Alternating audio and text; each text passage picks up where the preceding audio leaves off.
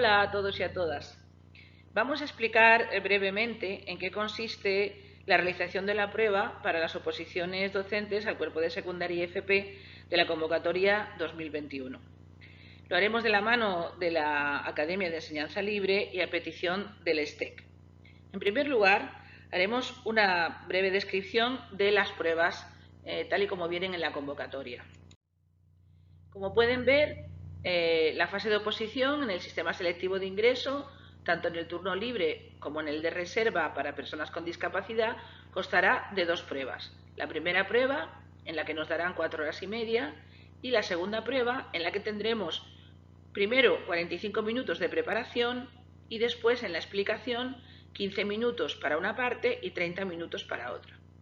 Nos detenemos en la primera prueba, en la que tendremos dos partes. La parte A, la que llamamos la prueba práctica o supuesto práctico, en qué consiste, está explicado en el anexo 3 o 4 de esta misma orden de convocatoria y vale el 60% de la nota. Y también, y al mismo tiempo, dentro de estas 4 horas y media, nos sortearán unos temas que será, si nuestro temario es de más de 50 temas, pues será uno entre 5 sorteados y que consistirá en el desarrollo del que elijamos y que vale el 40% de la nota. Hemos querido señalar que se debe obtener 5 o más puntos como resultado de la suma de las calificaciones de las partes A y B, una vez obtenida la ponderación. Es decir, pues así simplificando, que no nos sirve un 0 y un 10, sino que la calificación obtenida en cada una de las partes ha de ser equivalente como mínimo al 25% de la puntuación máxima de dicha parte. En el supuesto, como mínimo 1,5 y en el tema un punto, después de la ponderación. Es decir, como poco ha de sacarse un 2,5 sobre 10 en el supuesto y en el tema. Por eso es tan importante la gestión del tiempo, puesto que no nos sirve no hacer una de las partes, hay que hacer ambas y al menos sacar un 2,5 sobre 10 en cada una de ellas. En cuanto a la segunda prueba, una vez hayamos aprobado la primera, porque como pone al principio, cada una de las pruebas tiene carácter eliminatorio, pues consiste también en dos partes. Al principio nos citarán de manera personal, no es una citación colectiva como en la primera prueba, sino es una citación ya individual. Nos citarán y nos harán el sorteo sobre las unidades didácticas, situaciones de aprendizaje, unidades de trabajo que hayamos presentado dentro de nuestra programación didáctica y tendremos 45 minutos a solas con todo el material que podamos llevar para realizar a continuación, de manera oral, primero unos 15 minutos en lo que llamamos la defensa de la programación didáctica, que se trata de explicar un poco en qué consiste nuestra programación y aquellos aspectos más relevantes, y después hacer una exposición oral ya pormenorizada, mucho más detallada, de la unidad de trabajo, situación de aprendizaje, unidad didáctica que nos han sorteado y que hemos elegido. Es importante, lo hemos querido también señalar, que en esta fase oral se contemplará al menos un 30% del desarrollo de los contenidos mediante la utilización de metodologías, estrategias o técnicas metodológicas que faciliten la educación a distancia, incluso en un escenario presencial. De alguna manera, nosotros, al hacer la defensa de la programación didáctica o de la exposición oral de la situación de aprendizaje de la unidad de programación, tiene que ver el tribunal que hemos contado con estos recursos, la utilización de plataformas digitales, de subida de foros, de utilización de vídeos, de hacer exámenes de tipo dentro del ordenador, de manera que el alumnado esté familiarizado con este tipo de aplicaciones y este tipo de estrategias para que en el caso de que tuvieran que ser confinados algunos de ellos o todos, esperemos que no, estén familiarizados con la utilización de dichas técnicas.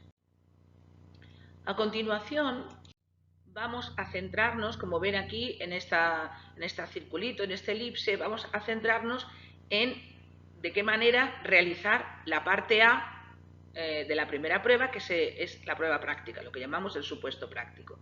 Y como les dije, la forma de realizarlo está explicado en la convocatoria en el anexo 3 o 4 y vale, por eso debemos tener mucha atención con esta parte, el 60% de la nota de esta primera prueba. ¿En qué consiste esta prueba práctica? Bueno, en principio tenemos que tener la referencia normativa del Decreto 315/2015 de 28 de agosto por el que se establece la ordenación de la educación secundaria obligatoria y del bachillerato en la Comunidad Autónoma de Canarias y en el caso de la FP, pues de sus títulos, ¿no? El título que desarrolla el módulo por el que nosotros vamos a hacer el supuesto. Pero desde luego lo que quiero decir es que esto nos tranquiliza en el sentido de que este supuesto práctico va a hablarnos o va a pedirnos, a solicitarnos aprendizajes que tengan que ver con la ordenación de la educación secundaria obligatoria y del bachillerato o de la FP, y no otra. De manera que nos pondrán ejercicios, cuestiones, problemas a nivel, como mucho, de segundo de bachillerato o con aquellos aspectos que pone el anexo 4 en cuanto a la FP relacionados y que nos dicen con nuestra especialidad.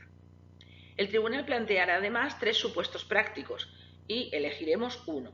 En realidad lo que queremos decir es que el aspirante elegirá aquel supuesto en el que considere que puede hacer un mejor papel en la respuesta a dichas cuestiones. Lo primero que miraremos cuando vayamos a elegir el supuesto es cuáles son las cuestiones, los problemas, el comentario que nos piden y ver en cuál podemos hacer el papel, puesto que nos van a valorar la realización correcta de esas cuestiones, problemas o comentarios.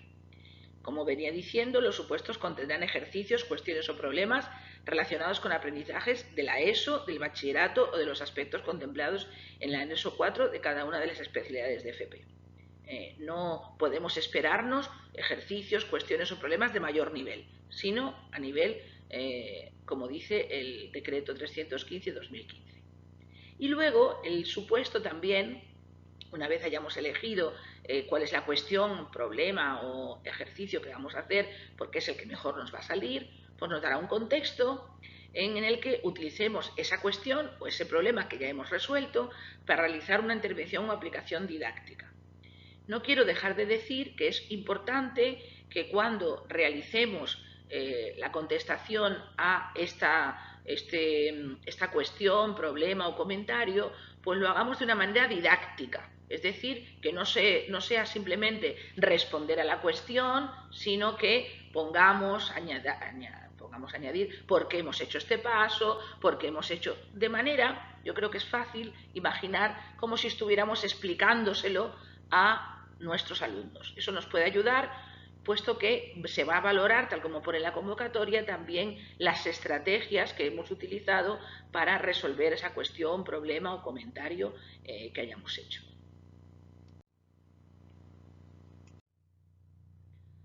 La Academia de Enseñanza Libre le sugiere este índice del supuesto. Es un índice relativo a lo que dice la convocatoria de 2021, en el que los supuestos, bueno, pues van a tener una cuestión, un problema o un comentario previo a la realización de la intervención didáctica. Bueno, pues en primer lugar, como ya veníamos diciendo, hay que realizar o resolver las cuestiones planteadas en el supuesto. Como les decía, haciendo hincapié en las estrategias de resolución. ¿Qué cosas nos pueden poner en estas cuestiones o problemas? Bueno, pues ahora podemos ver que entre esas cuestiones, como les decía, pues están ejercicios de análisis y comentarios de documentos o de textos, fragmentos de textos, resolución de problemas, cuestiones, ejercicios, proyectos técnicos, aspectos motrices, ejercicios de expresión escrita de textos de diferente tipología, ejercicios de comprensión oral o escrita de un texto, de un vídeo o un audio o de su tipología textual, ejercicios de identificación, análisis e interpretación de procesos y estructuras, elaboración de esquemas y dibujos, comentario técnico de cuestiones de actualidad, exposición de elementos y procedimientos que configuran la realización de una práctica de laboratorio, de taller, es decir, aspectos que están puestos en la normativa que nos pueden guiar o darnos una idea de cuáles son las cuestiones o problemas a resolver. Sería incluso interesante, bueno, pues que esto lo comentaran entre los colegas de la misma especialidad para saber cuáles pudieran ser posibles de poner en los supuestos. Por ejemplo, temas EBAU, etcétera. Bien, continuando, una vez hemos resuelto el problema, la cuestión planteada, teniendo siempre en la cabeza esas pequeñas notas como si estuviéramos explicando ese problema o esa cuestión a nuestros alumnos, puesto que eso nos lo van a valorar, deberemos hacer una intervención didáctica. Ahí les he puesto pues una serie de elementos que pudieran servirles de guía en la realización de esta intervención didáctica.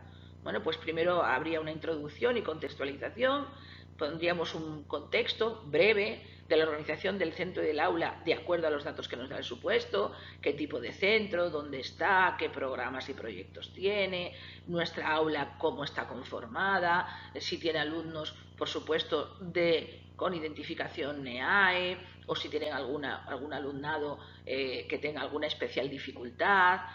Y además también deberíamos de contextualizar los objetivos de la etapa. Bueno, pues en esta intervención didáctica que pertenece a determinada especialidad, bueno, pues estos son a los objetivos que de manera relevante contribuye mi materia y teniendo en cuenta por los programas, los proyectos o las necesidades del centro de acuerdo a los datos que nos da el supuesto. Una vez hemos hecho esta breve introducción y contextualización, ya nos metemos de lleno en la intervención didáctica. Como ven, son elementos que están presentes en una situación de aprendizaje, en una unidad didáctica, y entonces habrá una pequeña sinopsis y justificación en el sentido de, bueno, pues de poner aquí un breve resumen de lo que yo voy a hacer con el alumnado y por qué, las razones, ¿no? Breve resumen de lo que voy a hacer para que esté claro qué voy a hacer y cómo lo voy a hacer y la justificación. Este apartado incluso podría ir en vez de al principio de la intervención al final. Después vendría la fundamentación curricular, donde pues no debemos olvidar nombrar los criterios de evaluación, los contenidos, los estándares, las competencias clave, en el caso de FP, pues los resultados de aprendizaje, los criterios de evaluación, las competencias profesionales y sociales y personales, es decir, la fundamentación curricular. Por supuesto, no es necesario que les diga que no tiene que ser hilo por pabilo exactamente igual que está en el currículum, pero sí que se vea claramente de qué elementos curriculares estamos hablando. Después vendría la fundamentación metodológica y aquí quiero hacer hincapié, bueno, pues en que hay que hablar sobre qué metodología vamos a emplear, qué modelos de enseñanza y también no olvidar mencionar cómo son las adaptaciones metodológicas para este alumnado diverso. Recuerden que la diversidad no consiste solo en el alumnado que tiene identificación NEAE, sino que también hay un alumnado diverso, todo el alumnado nuestro de todos nuestros grupos son diversos, con esa diversidad general, distintos ritmos de aprendizaje, distintos intereses, etc. Y también quiero también hacer especial hincapié aquí en la fundamentación metodológica, en no olvidar mencionar los recursos, este tipo de recursos virtuales con los que los alumnos tienen que familiarizarse, incluso estando en la enseñanza presencial, para que no se encuentren con carencias si por casualidad pues alguno de ellos o todos tenemos que volver a confinarnos y la educación tuviera que ser no presencial. Así que esta utilización del Google Classroom, del Google Doc, de las aplicaciones de utilización de foros, utilización de vídeos, utilización del correo electrónico, utilización de la evaluación a través del ordenador, etcétera. Bueno, pues eso es importante, es una novedad de la convocatoria actual, no debemos olvidarlo. También hacer hincapié en la evaluación. Dense cuenta que nuestro enfoque, el enfoque competencial inclusivo en el que está incardinada esta convocatoria, es muy importante la evaluación. Bueno, pues debemos hablar de la evaluación, los tipos de evaluación, no olvidar la normativa de evaluación, tanto en secundaria y bachillerato como en FP, el tipo de evaluación según el agente, heteroevaluación, coevaluación, decir de qué forma vamos a calificar los productos de esta intervención didáctica. Bueno, pues esos productos, utilización de las rúbricas asociadas a los criterios, utilización de la rúbrica asociada al logro competencial, etc. Es decir, de qué manera, que quede claro nuestra intervención didáctica, de qué manera vamos a evaluar no solo los productos de los alumnos, sino también nuestra propia intervención didáctica, ¿no? Y por último, pues estaría la secuencia de actividades. Como ven, toda esta primera parte de la intervención educativa es como un prólogo largo, pero en realidad donde viene lo más importante es en la secuencia de actividades. yo les sugiero, nosotros desde la Academia de Enseñanza Libre les sugerimos seguir con el diseño instruccional de Merrill, de manera que existirán actividades pues tanto de activación, de demostración, de aplicación y de integración. La propuesta, el problema, la cuestión, el comentario que hemos resuelto al principio debe de estar en estas actividades. Debe ser, bueno, pues un elemento a tener en cuenta, pues puede ser un ejemplo para que los alumnos lo tengan como modelo, pudiera ser un tipo de ejercicio que ellos deben aprender a hacer para pasar la EBAU, pudiera ser un ejemplo que nos dé pie a introducir algún tipo de aprendizaje que fuera. Y por supuesto, debe de ser ese problema o esa cuestión el nexo central de nuestras actividades. Bien, pues aquí una vez dicha el tema de las actividades, pues yo no quiero tampoco dejar de decir que deben estar una buena descripción de la actividad, decir en esta descripción de la actividad, vuelvo a repetir, no olvidar citar esos recursos de carácter virtual para la enseñanza no presencial y que vamos a utilizar de manera cotidiana, decir si hay producto o no hay producto para la actividad, los tipos de agrupamientos, las sesiones que van a durar, los recursos, los espacios, incluso si esa actividad en concreto debe ser o no adaptada al alumnado diverso o con la identificación NEAE que yo tenga según me han dado el supuesto. Una vez realizada la intervención educativa, bueno, pues como en todo documento, una conclusión que yo creo que debe estar relacionada fundamentalmente con qué opinión nos merece la intervención que acabamos de hacer, si es relevante, si es cercana a los intereses del alumnado o qué objetivo perseguía. Y por último, la bibliografía. No pierdan de vista los aspectos que van a valorar en el supuesto. El conocimiento de la legislación vigente, de manera que a lo largo del supuesto vayan introduciendo los distintos normativas que nos dan pie a cada uno de los aspectos. Luego, por supuesto, realizar de manera correcta la contestación a los problemas, a las cuestiones planteados. Que la intervención didáctica tenga relación con ese problema, con ese comentario o con esa cuestión que se nos ha planteado en el supuesto. Y pues rigor comunicativo, no dejar aunque sean 5 minutos para dar una lectura rápida a lo que hemos escrito, que siempre se nos escapa alguna falta, alguna frase que hemos repetido. Bueno, pues esa competencia comunicativa también va a ser valorada, así que en ese sentido es bueno dejarse un poquito de tiempo para volver a leer lo que hemos escrito. Yo quiero poner aquí un acento en el sentido de que en esta primera prueba de 4 horas y media, que no es poco, son bastantes horas, donde hay que desarrollar el tema y realizar el supuesto práctico, es muy importante la gestión del tiempo. El supuesto, que es lo que estamos viendo en este vídeo, no debe llevarnos más allá de 2 horas o 2 horas y media como mucho. Si no tenemos una buena gestión del tiempo y dedicamos mucho más tiempo a la realización del supuesto o mucho más tiempo a la realización del tema, no hacemos un aspecto equilibrado, un desarrollo equilibrado de la prueba entera, podemos tener dificultades. Así que la gestión del tiempo es una cosa importante. Pues nada más. Lo único que me queda decirles es que espero que les haya servido, que desde la Academia de Enseñanza Libre lo que queremos es que haya servido para aclarar algunos aspectos de este supuesto práctico y por supuesto aquí les dejamos nuestros datos. Si necesitan más información no duden en contactar con nosotros, que estaremos encantados de ayudarles en lo que podamos. Gracias por su atención.